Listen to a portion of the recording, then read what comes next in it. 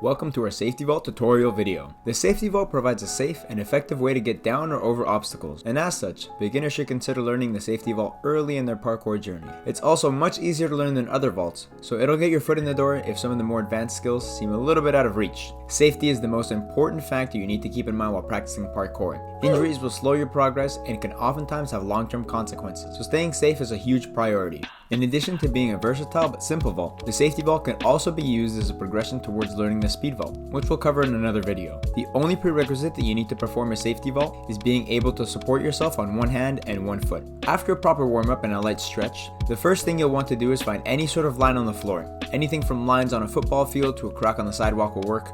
The only requirement is that it's a line. With the line in front of you, take one foot and step on the line.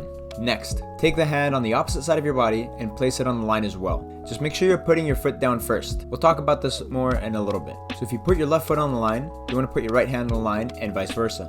The next step will be to bring your other foot from behind the line to in front of the line. I like to imagine the arm and the leg that are on the line make a sort of tunnel underneath me that lets my back leg go from one side of the line to the other. After you have your foot in front of you, push through your line hand and foot to stand up. This part is actually harder to do in the floor in my opinion, so don't sweat it if you struggle with this part. You'll want to repeat this many times, but given how relatively easy those steps are, I'm going to prescribe that you do this at least 40 to 50 times before moving on. Next, you'll want to find a small obstacle. It should be both fairly low to the ground and relatively short in length. Then it's as easy as repeating the exact same thing you did in the line, with the only difference being that your back leg will have to go up and over the obstacle instead of just hovering over the floor.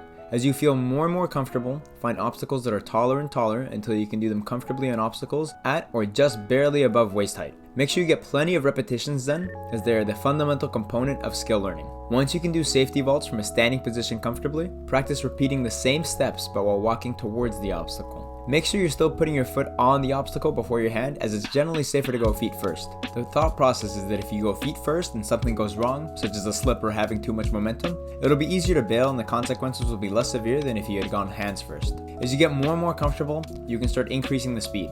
Make sure that your technique isn't being compromised to go a little faster. Eventually, you'll be good enough to perform safety vaults out of sprint speeds. Thanks for watching, and don't forget to subscribe.